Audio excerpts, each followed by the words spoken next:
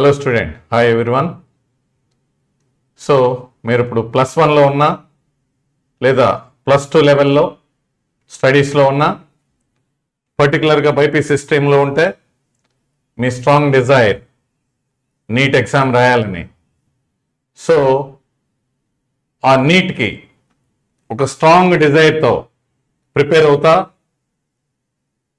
మంచి స్కోర్స్ తెచ్చుకోవాలన్నా, మంచి rank తెచ్చుకోవాలన్నా all India లెవెల్లో ఉన్నటువంటి esteemed universities like AIIMS, JIPMER, national లెవెల్లో ఉన్నటువంటి గవర్నమెంట్ మెడికల్ కాలేజీల్లో లేదా స్టేట్ లెవెల్లో ఉన్నటువంటి కాలేజీల్లో త్రూ నీట్ ద్వారా మంచి రిజల్ట్ తెచ్చుకొని జాయిన్ అవ్వాలనేటువంటి స్ట్రాంగ్ డిజైర్ ఉంటే ఖచ్చితంగా ఒక స్ట్రాటజిక్ ప్రిపరేషన్ అవసరం. ఆ స్ట్రాటజిక్ ప్రిపరేషనే కాకుండా నీట్ ఎగ్జామ్ టైంలో చక్కటి టెక్నిక్స్ ఉపయోగిస్తే మీరు అనుకున్నటువంటి గోల్ని ఈజీగా రీచ్ అవ్వచ్చు. అది ఎలా పాసిబుల్ అవుతుంది అనేది ఈ వీడియో ద్వారా మీకు ఎక్స్ప్లెయిన్ చేస్తాను. లాస్ట్ మినిట్ వరకు మీరు ఈ వీడియోని కీన్గా అబ్జర్వ్ చేస్తే, అబ్జర్వ్ చేయడమే కాకుండా అది ఫాలో అయితే మీరు అనుకున్నటువంటి రేంజ్కి ఆ క్వాలిటీ రిజల్ట్ని, అద్భుతమైనటువంటి ర్యాంక్ని తెచ్చుకొని మీ డిజైర్ ఏదైతే ఉందో అది 100% నెరవేర్చుకోవచ్చు. దానికి ఈ నీట్ ఎగ్జామ్లో ఏ స్ట్రాటజీ ఫాలో అయ్యి, ఏ టెక్నిక్స్ ఫాలో అయితే మీరు సక్సెస్ అవుతారనేది ఈ వీడియోలో మీకు ఎక్స్ప్లెయిన్ చేస్తాను. So first, effective time management techniques for NEET exam.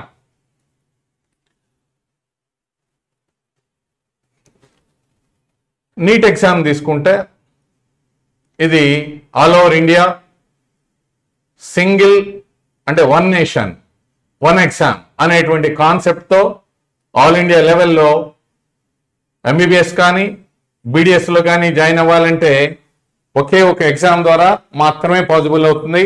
అదే నీట్ ఎగ్జామ్.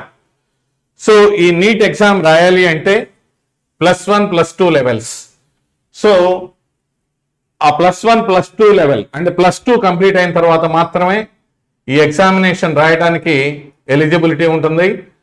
సో మీరు అబ్జర్వ్ చేస్తే క్వశ్చన్ పేపర్ ఖచ్చితంగా it is completely based on +1 and +2 level syllabus.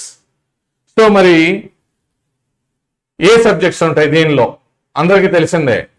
So botany, zoology, physics and chemistry.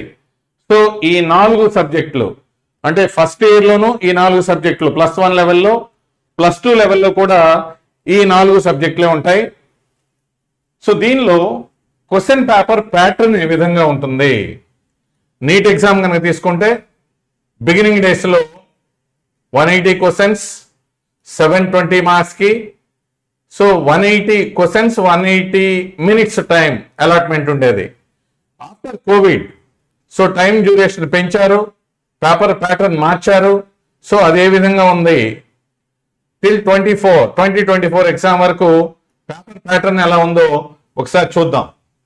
So టోటల్గా 200 multiple choice questions, టోటల్గా 200 multiple choice questions ఉంటాయి. వాటిల్లో each subject 50 questions ఉంటాయి. ఆ 50 క్వశ్చన్స్లో సెక్షన్ ఏ, section బిగా divide చేసి ఉంటుంది. సెక్షన్ ఏ కంటైన్స్ 35 క్వశ్చన్స్.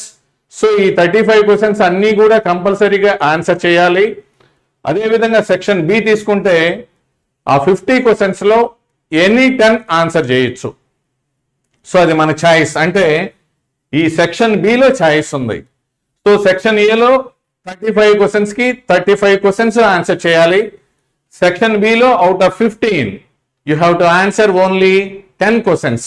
సో ఛాయిస్ మాత్రం ఇక్కడ ఉంది సెక్షన్ బిలో. నెక్స్ట్, సో టోటల్గా మార్క్స్ పేపర్ మొత్తానికి 200 క్వశ్చన్స్ ఉన్నా 180 క్వశ్చన్సే కన్సిడర్ చేస్తారు కాబట్టి so 180 questions.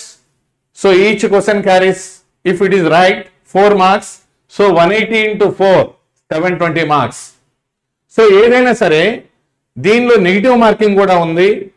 Student wrong option select చేసుకుంటే సో ఆ రాంగ్ చూజ్ అనే ఆప్షన్ కి నెగిటివ్ మార్క్ -1.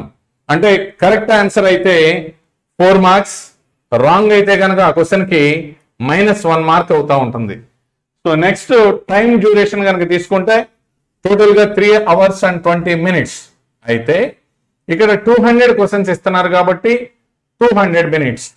అంటే ఈచ్ క్వశ్చన్ కి స్టూడెంట్ 1 minute లో ఆన్సర్ చేసే విధంగా ప్రిపేర్ అవ్వాలి.